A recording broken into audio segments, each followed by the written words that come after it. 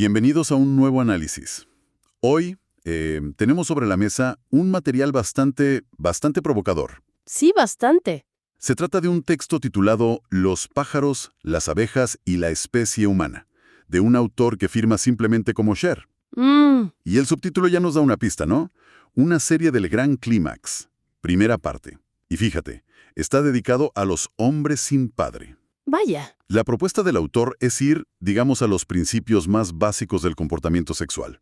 Argumenta que de nada sirven las teorías si no se basan en realidades fundamentales. Y esa realidad fundamental que él plantea desde la primera página es la idea más radical de toda la obra. ¿Cuál es? Sostiene que la psicología sexual, tanto de hombres como de mujeres, está condicionada directamente por la anatomía de sus genitales. O sea, ¿no es una influencia más? No. Para él es el punto de origen de todo. Lo dice textualmente.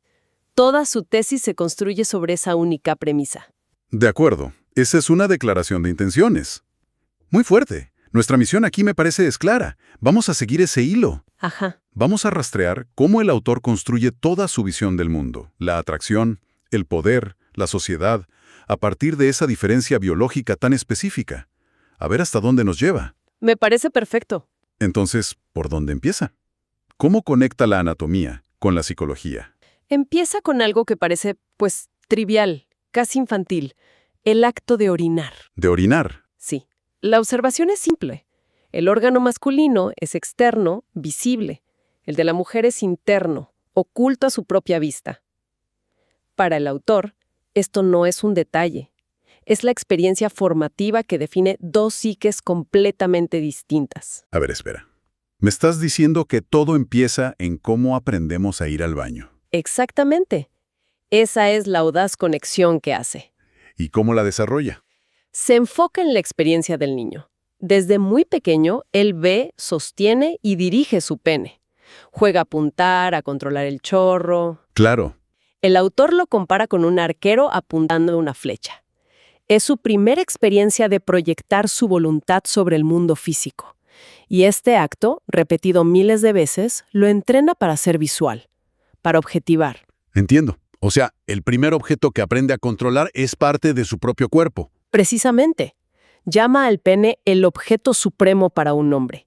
Y dice que el chorro de orina es una representación biológica del flujo de la conciencia. Es una metáfora muy potente. ¡Qué fuerte! Y de ahí, él argumenta que nace la famosa mirada masculina.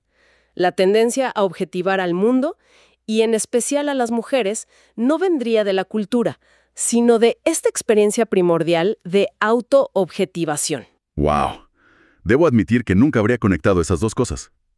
Entonces, para que quede claro, la idea es que toda la estructura de poder visual entre géneros se origina ahí, en esa experiencia infantil. Según este autor, sí. Es una afirmación enorme. ¿Y cómo describe la experiencia paralela para las niñas? Es el polo opuesto. Su órgano está oculto, no lo ve, no lo dirige.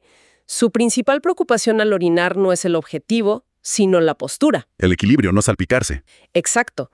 No es un acto de proyección, sino de, digamos, gestión interna.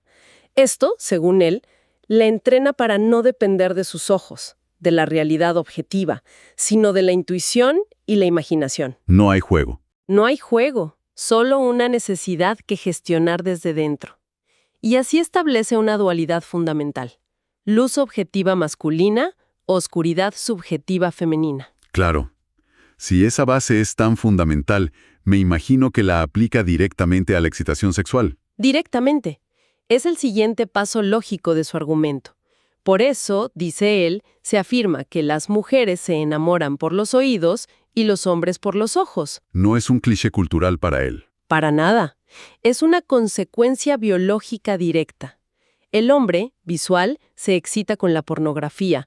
La mujer, subjetiva, se excita más con la ficción erótica, con la palabra, con lo que pasa en su imaginación. Mencionas una imagen muy específica que usa el autor. Dice que el calor sexual de la mujer es ciego. ¿A qué se refiere? Se refiere a que, al no poder ver el centro de su placer, su excitación no está anclada a un punto focal visual. Sí. Dispersa, se difumina por todo el cuerpo. Y eso la hace mucho más dependiente del tacto, del oído, una caricia, una palabra susurrada. Todo eso funciona, según él, porque su deseo es un calor interno que necesita ser guiado desde afuera. Porque no puede ser dirigido por sus propios ojos. Justo. La fantasía femenina, como él la describe, no es una imagen clara. Es un sentimiento, una cálida sensación que la inunda. Es pura anticipación en la oscuridad. Entiendo. Es una diferencia en la naturaleza misma del deseo. Uno es como un láser, enfocado. El otro es más un calor ambiental que lo impregna todo. Una muy buena analogía. Suena casi poético, pero ¿no corre el riesgo de ser una simplificación excesiva? Desde luego, pero en el texto esta dualidad se presenta como la regla fundamental. Él no se enfoca en las excepciones, sino en lo que considera el arquetipo biológico. Y refuerza esa idea. Sí, al señalar que la zona erógena masculina está hiperconcentrada en los genitales, un propósito singular. Y la mujer, en cambio, es un ser de multitasking del placer, donde todo su cuerpo es la zona erógena. Si estas dos programaciones son tan distintas, suena que el conflicto es casi inevitable. Por supuesto. Y lo llama la eterna batalla de los sexos. Aquí es donde introduce uno de sus conceptos más interesantes, la mística femenina. Espera, ¿la mística femenina? Suena a algo de otra época. ¿Qué significa en su contexto? Lo describe como un juego de poder en la seducción. Argumenta que cuando una mujer da consejos románticos en general, por ejemplo, me encanta que un hombre sea detallista y me compre flores. Ajá. En realidad no le está hablando al tipo de hombre que de verdad la excita. No. Entonces, ¿a quién le habla? Le habla a la mayoría de hombres con los que no quiere reproducirse para pacificarlos, para mantenerlos en un rol de proveedores o admiradores. Un momento. ¿Es una especie de cortina de humo? ¿Una estrategia de desinformación? ¿Cuál es la lógica ahí? La lógica, desde su perspectiva, es una estrategia reproductiva dual. Ella sabe, instintivamente, que el hombre que la atrae de verdad, el macho atractivo, es el que ignora esas reglas. El que juega con las suyas. Exacto. Su confianza y su desdén por las normas son lo que lo hacen atractivo. Pero por otro lado, si un hombre menos atractivo sigue sus reglas al pie de la letra, no gana su deseo, pero ella sí gana control y recursos de él. El juego está amañado para que ella gane siempre. Según el texto, sí. Ella se beneficia en ambos escenarios. Vaya. La implicación es que muchos malentendidos en las citas no serían fallas de comunicación, sino... Bajo la superficie. Es un marco de referencia muy distinto. Ve el romance como un conflicto de poder inherente. Precisamente, donde cada sexo intenta maximizar su ventaja reproductiva. Si la mujer está jugando este juego y el hombre que le atrae debe ignorar sus reglas, eso suene increíblemente tenso para ella. Lleno de incertidumbre. El autor habla de la ansiedad que esto genera. Sí, ese es el siguiente pilar de su argumento.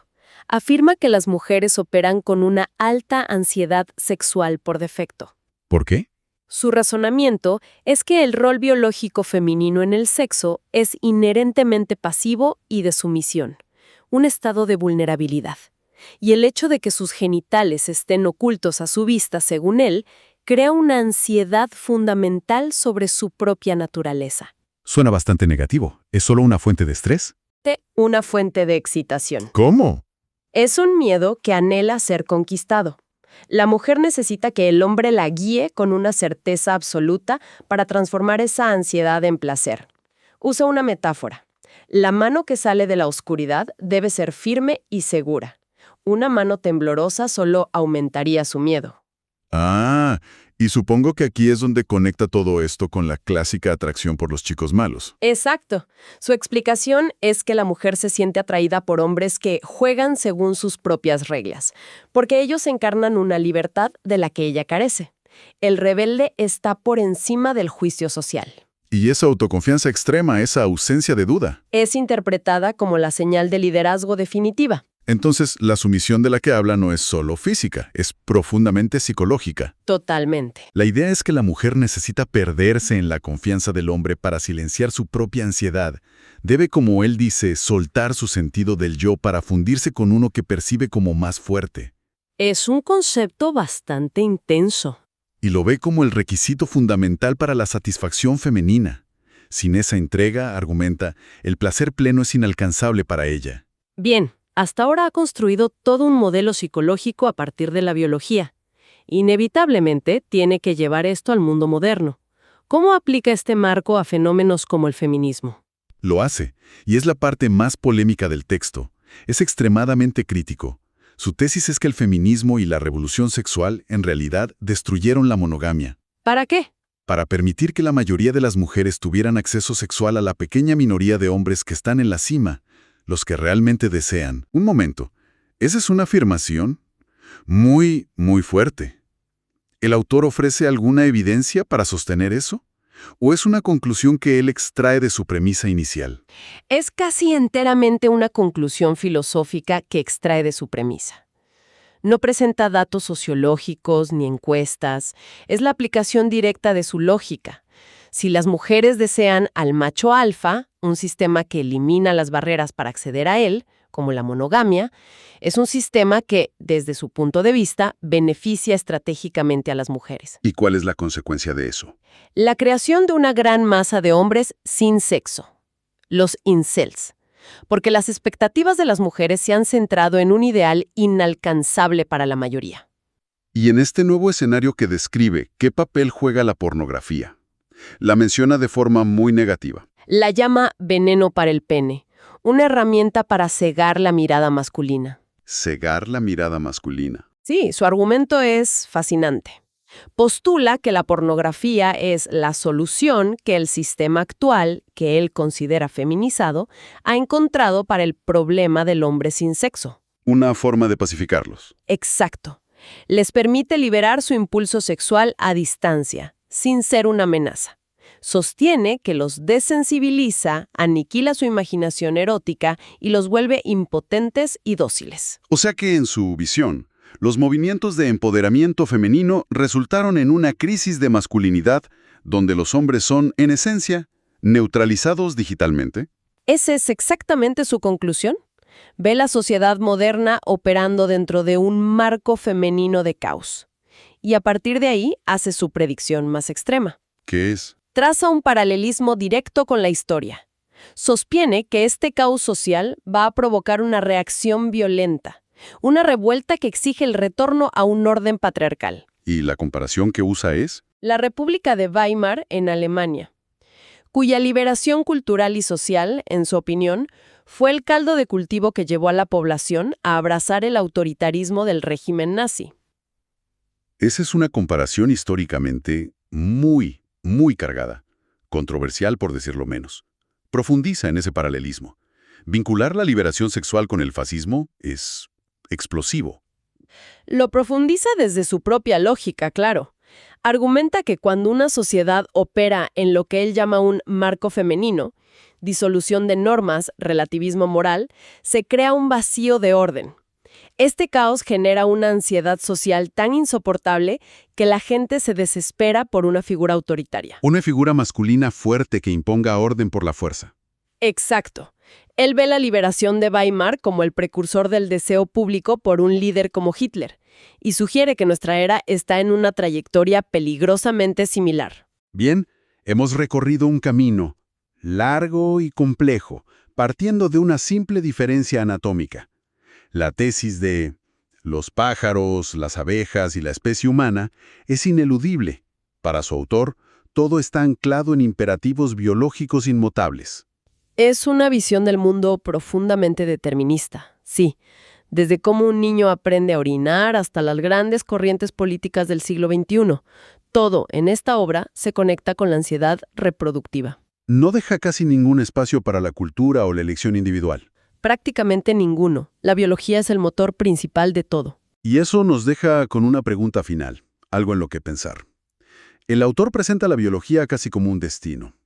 La pregunta que queda flotando es, asumiendo que algunas de estas observaciones de base tuvieran algo de verdad, ¿hasta qué punto las narrativas culturales, la educación o la simple conciencia individual pueden realmente reescribir o al menos reinterpretar estos imperativos biológicos que el texto describe como una condena eterna?